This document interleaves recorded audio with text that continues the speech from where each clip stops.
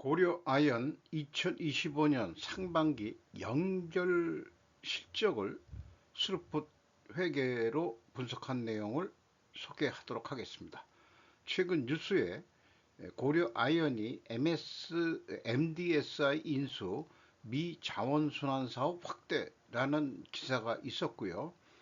분석 결과 현금 흐름 기준 전체 재고자산 회계가 불투명하다고 말씀드릴 수 있겠습니다. 구독, 좋아요 부탁드립니다.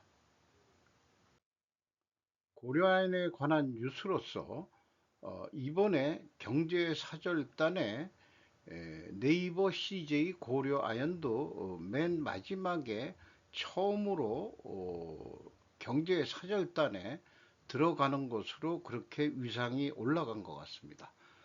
그리고 단독 뉴스 보도였는데 뭐 많이들 나왔지만은 MDSI 인수 미 자원순환사업 확대 안준영 기자가 비즈와치에서 8월 18일에 보도한 내용입니다. 미 IT 자산관리업체 9,935만 불 인수, 연 3.5만 톤, 동생산량 15만 톤 확대, 고려아연이 미국의 IT 자산관리업체 MDSI를 1378억 원에 인수했다. 고려아연은 2022년 이그니오 홀딩스, 2024년 캐더맨 등을 인수하며 미국 전자폐기물 시장을 키우고 있다. 18일 업계에 따르면 고려아연은 지난달 미국 중간지주회사 페달포인트 홀딩스를 통해 MDSI와 이 회사 자회사 TSG를 9,935만 2,659달러 약 1,378억 원에 인수했다고 보도를 했습니다. 자원순환이라는 의미에서 미국의 그 전자제품 폐기물이 우리나라하고는 비교가 안 될 만큼 상당히 많기 때문에 주로 동을 여기서 많이 추출한다고도 하지만은 희귀하게도 거기에 금은이 조금씩 또 들어가 있고요. 인두미라는 게 또 들어가 있을 수 있습니다. 이것을 재련해 내서 다시 금속으로 만들어낼 수 있는 기업은 고려아연이 유일하죠. 그런 기술을 가지고 있는 것으로 저는 알고 있습니다. 차라리 그 미국의 전자폐기물을 컨테이너로 한국까지 운송해 오느니 미국에다가 제련소 하나 줘도 나쁘진 않을 것 같다. 이런 생각도 좀 해보게 되네요. 먼저 원가회계 손익으로서 연결입니다. 7조 6,582억 원을 달성해서 전년 상반기보다 40.9%가 증가했습니다. 가공비 배부 재고자산은 30.5% 적게 증가한 것은 좀 바람직하긴 합니다만 줄이면 더 좋죠. 매출 원가가 42.8%더 높게 증가해서 매출 총이익률이 1.2% 하락했습니다. 판매관리비는 52.2%나 크게 증가했습니다. 그 결과 영업이익은 5,299억 원, 5,300억 원대로서 전년 상반기보다 16.9%가 증가했습니다. 영업이익률 1.4% 떨어졌습니다. 그렇다면 이런 질문을 해볼 수 있는데 매출 원가가 매출 증가율보다 높게 증가한 원인은 무엇일까? 답은 원가회계 손익계산서 가지고는 알 방법이 없죠. 그래서 우선은 스루풋 손익계산서에서 찾아볼 수 있는 단서가 발견할 수 있습니다. 그래서 스루풋 회계로 분석한 결과는 매출에 비례하는 매출 재료비 5조 9,747억 원으로서 49.5%가 증가했습니다. 매출 증가율보다 재료 비율이 8.6%더 높게 증가했기 때문에 원재료 가격이 상승했다라고 1차 추론을 해볼 수 있겠어요. 수료분율 22%로서 4.5% 하락을 했고 운영경비 21% 증가했습니다. 그러니까 재료비도 올랐고 운영경비도 올라서 결국은 영업이익이 떨어졌다. TOE 생산성은 1.38로서 0.05포인트가 하락했고 스루풋 영업이익은 4,613억 원으로 7.7%밖에 증가하지 않았습니다. 원가회계 영업이익보다 687억 원이 적은 수치인데 이것은 가공비 배부 재고자산이 증가했기 때문입니다. 재고자산 내역을 보면은 상품, 제품, 제공품, 부산물, 반제품, 기타 재고자산까지 연결 재무제표는 들어갑니다. 이런 것들이 그 아까 얘기한 전자 폐기물 이런 것들일 수가 있겠습니다. WCAI 가공비 배부 재고자산이 2조 2,702억 원으로 연초보다 5,312억 원이 크게 증가했습니다.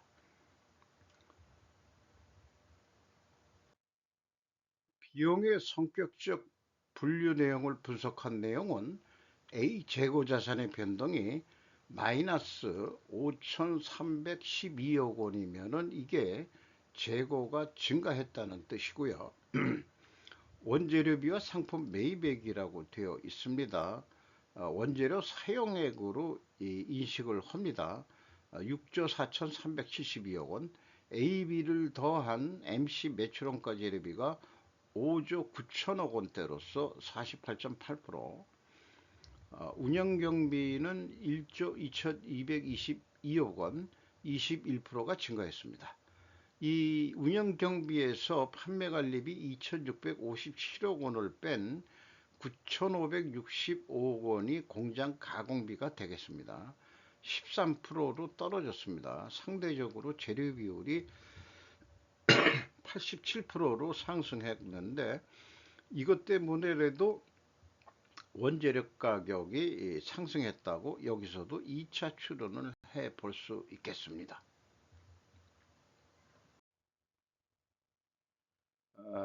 그래서 그 가공비 배부 재고자산의 증감액은 비교하면은 일치하고요. PQ 총 제조 비용도 일치를 합니다. 다만 현금 흐름표 기준에서 차이가 있는데 이것을 이제 현금식으로 읽어보면은 현금이 6,738억 원이 나갔으면 그만큼 증가해야 되는데 6,074억 원뿐이 증가를 안 했습니다. 그러면은 663억 원의 현금이 어디로 날아갔느냐 물어보면은 재고자산 평가 손실이 있수이다. 그런데 그게 41억 원뿐이 되질 않아요. 그러면은 622억 원의 현금이 어디로 날아갔다는 얘기입니다. 근데 전년도에는 이제 거꾸로 그 반대로 재고가 더 생긴 거로 되죠. 이런 게 연결 재고 자산을 하면서 또 개별에서도 맞지를 않았어요. 이것이 무엇인지는 모르는데 제 생각에는 연결이기 때문에 아마 그 타개정 대체 등으로 추정되긴 합니다. 그래서 회사는 이 갭투 622억 원에 대해서 충분히 소명을 해야 되지 않겠느냐 이렇게 생각을 합니다. 원가 회계하고의 영업이익 차이는 PQ 매출원가 재료비와 매출 재료비의 금액 차이와 동일한 금액이고 이것을 검증해낼 수 있는 것은 재고 증가액에서 가공 비율을 곱하면은 687억 1,800만 원으로 검증해 낼 수 있겠습니다. 따라서 스루프 손익 금액은 정확하다라고 말씀드릴 수 있습니다. 운영경비로서 인건비가 2,115억 원이 집행이 됐는데 19.9%가 크게 증가했어요. 그런데 직원 수는 연결 재무제표로 할 때는 직원 수는 개별 모기업의 직원만 나오기 때문에 그거로 계산하면은 평균 임금이 2억 원대가 넘는데 이것은 전체 연결 인원을 공시를 안 하기 때문에 알 방법이 없습니다. 도급비가 10% 줄어들었고 전력비가 28.3%, 우리나라 전기료 산업용을 계속 올리고 있죠.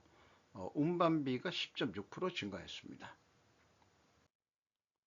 경영평가 지표로서 재고 회전율이 3회전으로 0.3회전 떨어졌고요. 수르폰율도 떨어졌습니다. 동일 방향의 하락이면은 일단 투명하게 가정은 합니다. 그리고 인적자산 회전율 16.8회전, 전년보다 상승을 해서 직원들의 그 회사에 대한 기여도가 올라갔다라고 말씀드릴 수 있겠습니다. 앞서 얘기한 대로 성과지표 두 개가 모두 하락했기 때문에 회계 투명성 가정을 하는데, 이것을 입증하려면 원재료 가격이 상승하고 판매 가격은 인하가 되어야 됩니다. 또한 수량에 의한 재고 회전율을 산출해서도 하락한 것으로 나와야 되는데, 이게 그렇지 않을 수도 있을 것 같아요. 왜냐하면은 너무나 그 금액으로 본 거기 때문에, 수량상으로는 금과 은과 같은 아주 귀금속이 있기 때문에 수량상으로는 어쩔지 모르겠습니다.